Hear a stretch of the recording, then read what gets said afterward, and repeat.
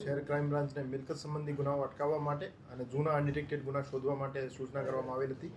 એ અન્વયે crime DCP Shri Bharat Basiya સાહેબના માર્ગદર્શન હેઠળ પીઆઈ શ્રી એએસ ચાવડા સાહેબ, પીઆઈ શ્રી મનોજ ડામોર સાહેબ અને પીઆઈ શ્રી ચિરાગ જાદવની ટીમો કાર્યરત હતી।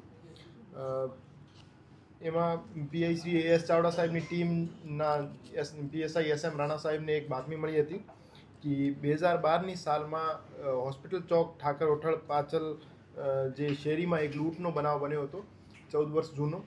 એમાં ભાગબટાઈનો એક વિવાદ ચાલતો હોય અને ભાગબટાઈના પૈસાને લઈને એક માણસો જે છે, આરોપી જે છે, એક જગ્યાએ ભેગા થયેલા હોય તો ટીમ દ્વારા ત્યાં રેડ કરવામાં આવેલ હતી અને 3 આરોપીઓને એ ડિવિઝન પોલીસ સ્ટેશનના જે અનડિટેક્ટેડ લૂંટના ગુના હતા એમાં 2.5 લાખ જેવી રોકડ રકમ સાથે એમની અટક કરવામાં આવેલ છે અને 2012નો જે ગુનો છે એ ડિટેક્ટ કરવામાં આવેલ છે।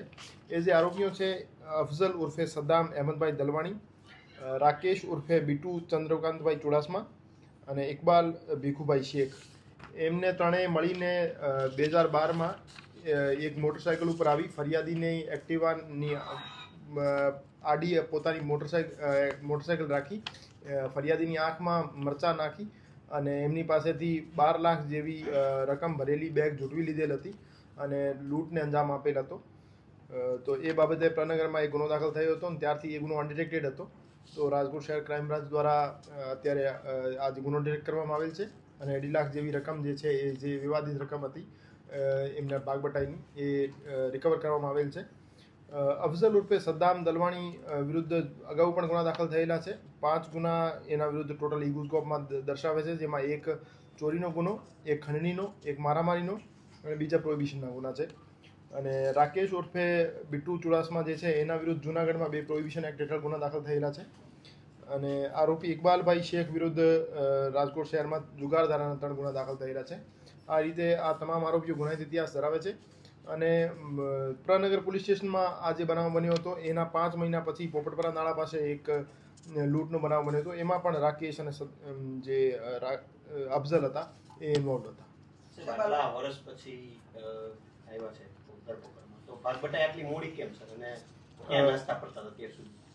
એ જે આરોપીઓ છે 3 આરોપીઓ, એ તે વખતે સદ્દામ ઉર્ફે અફઝલ જે આરોપી હતો એમને પૈસાની જરૂરિયાત હોવાથી એને બીજા આરોપીઓ પાસેથી 2.5 લાખ રૂપિયા વધારે લીધા હતા, જેને એમના ભાગમાં આવતા હતા એના કરતાં 2.5 લાખ વધારે લીધા હતા। ત્યારથી એ પરત નહોતો આપતો અને એમના વચ્ચે જે 2.5 લાખની રકમ હતી એના લઈને વિવાદ ચાલતો હતો। તો એ રકમ પરત કરવા માટે આરોપીઓ ભેગા થયા હતા અને એ જ વિવાદમાં એમની ઇન્ટરનલ ઇન્ફોર્મેશન લીક થઈ અને રાજકોટ શહેર ક્રાઇમ બ્રાન્ચને સૂચના મળી। મૂળ આરોપીઓ ક્યાંના છે ને આટલા સમય ક્યાં નાસ્તા કરતા? આરોપીઓ અહીંયા જ રહેતા હતા, રાજકોટ શહેરના છે 3 આરોપીઓ અને એ આરોપીઓ કોઈ બીજા ગુનામાં નાસ્તા ફરતા નહોતા અને એ જે અનડિટેક્ટેડ ગુનો છે એમાં પણ નામઝદ નહોતા, એટલે નાસ્તા ફરતા એમને નહીં કહી શકાય। એ ગુનો અનડિટેક્ટેડ હતો તો એટલે આરોપી કોન્ફિડન્ટ હતા કે એમને કોઈ નહીં પકડી શકે। રાજકોટ જ રહેતા કે લૂંટ કરીને પેલા બહાર વહી જતા, આવું કોઈ પ્રાથમિક વિગતમાં તપાસ ના, જ્યારથી ગુનો અનડિટેક્ટેડ હતો ત્યારથી રાજકોટ જ રહેતા હતા। જે રીતે મેં બતાવ્યું, એ ડિવિઝનમાં લૂંટ કર્યા પછી પ્રનગરમાં પણ એ બંને આરોપીઓએ લૂંટ કરી હતી, એ લૂંટમાં પકડાઈ ગયા હતા પણ ત્યારે એ ડિવિઝનવાળો ગુનો ડિટેક્ટ નહોતો થયો। અત્યારે ગુનો ડિટેક્ટ કરવામાં આવે છે। ટોટલ 3 આરોપી ઇન્વોલ્વ છે, જેમાં અફઝલ ઉર્ફે સદ્દામ, રાકેશ ચુડાસમા અને ઇકબાલ ભીખુભાઈ શેખ।